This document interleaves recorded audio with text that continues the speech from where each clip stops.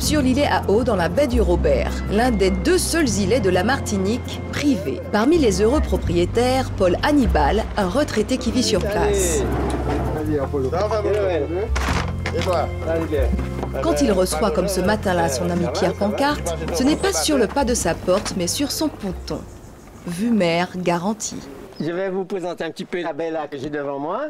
Donc vous avez Pointe-Lynch, ensuite cette grande pointe-là qui se termine par la pointe d'écurie.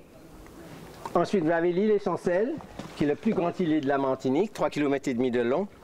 Ça fait 50 ans à peu près que je l'admire et je l'admirerai toujours. Ah oui, pas de problème. L'îlet est la propriété de la famille Hannibal, en indivision. Un privilège rare obtenu d'abord grâce à la découverte d'archives. Donc, titre de propriété, 1867, vote par les demoiselles Bois-Baron. En 2000, après 10 ans de procès face à l'Office national des forêts, la propriété est reconnue. Depuis l'âge de 5 ans, je viens sur cet îlet.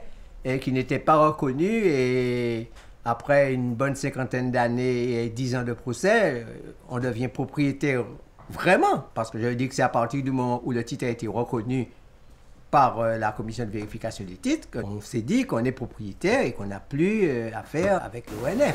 Dans les arguments qui ont pesé devant l'administration, le fait que les occupants des 16 maisons construites sur ce bout de terre de 3 hectares sont les membres d'une même famille. Tu vois, ça c'est la maison de Nicole. Ah ouais. J'allais quoi d'autre? Ouais, la cousine et la filleule, puisque je l'ai baptisée j'avais 10 ans. Voilà. Paul, Nicole, Michel et les autres sont tous les descendants du dernier acheteur de l'îlet en 1867, Émilien Hannibal, un esclave affranchi, chauffournier de profession. C'est le four à chaud, ou plutôt ce qu'il reste du four à chaud. C'est appelé Émilien Hannibal. Il avait acheté l'îlet parce qu'il était chauffournier et il y avait ce four à chaud. C'était, disons, l'arrière-grand-père de mon grand-père. Parmi les 200 descendants d'Émilien, un autre reste sur l'îlet quasiment en permanence, Polo Albin.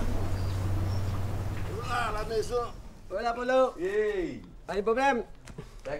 Qui est là? Alors, ça va? Ça va. Pour le chanteur de la Perfecta, sa maison sur l'îlet, c'est plus qu'un refuge. Quand on devient un personnage public, ça devient de plus en plus lourd à gérer. Alors on a besoin d'un exutoire, on a besoin d'un endroit où se retrouver, être soi-même, afin que je ne me prenne pas pour un phénix, un soleil, un ceci, un cela. Je suis un homme comme tous les autres.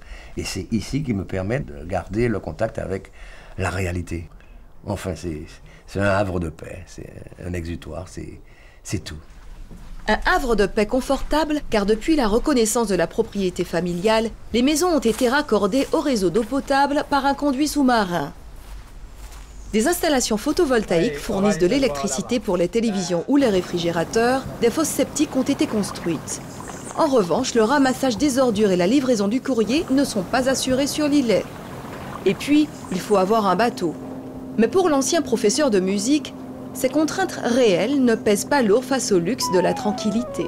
Il n'y a pas de klaxon de voiture, il n'y a pas de chien qui aboie, il n'y a pas toutes ces choses-là. Il y a des gens qui parlent fort, de voitures qui rompent et puis qui marchent avec toutes les comment dire, genre, la sono à plein gaz, ces choses-là, les grosses motos. Il n'y a pas d'embouteillage, ça va bien. C'est parfait. Un bonheur exceptionnel en Martinique. Dans les autres îlets, la priorité est aujourd'hui à la préservation de l'environnement.